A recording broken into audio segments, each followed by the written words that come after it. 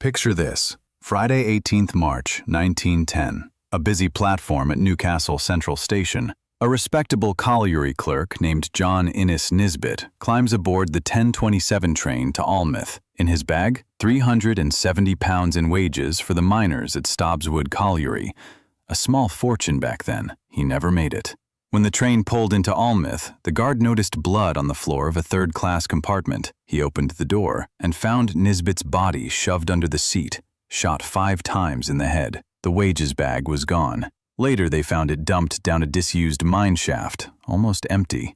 Suspicion fell fast on another passenger, 45-year-old John Alexander Dickman. He'd been on the same train, and witnesses swore they saw the two men together. Dickman was a known gambler, deep in debt, and the police found bloodstains on his clothes and underwear. Even more damning, gold sovereigns at his house that matched the type Nisbet had been carrying. But here's where the case starts to crack.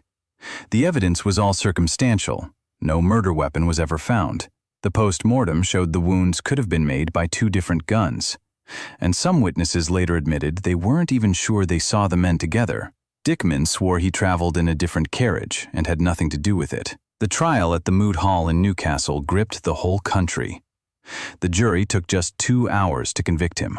On 10th August 1910, John Alexander Dickman was hanged at Newcastle Prison, protesting his innocence right to the end. To this day, plenty of people believe he was an innocent man sent to the gallows, a convenient scapegoat for a brutal train robbery that Scotland Yard desperately needed to solve. A quiet train journey turned into one of Edwardian Britain's most controversial murders, and a hanging that still sparks arguments more than a century later. Was John Dickman a cold-blooded killer, or did the real murderer get away with it? Drop your thoughts below. Innocent or guilty? And let me know if you want the next dark railway murder story.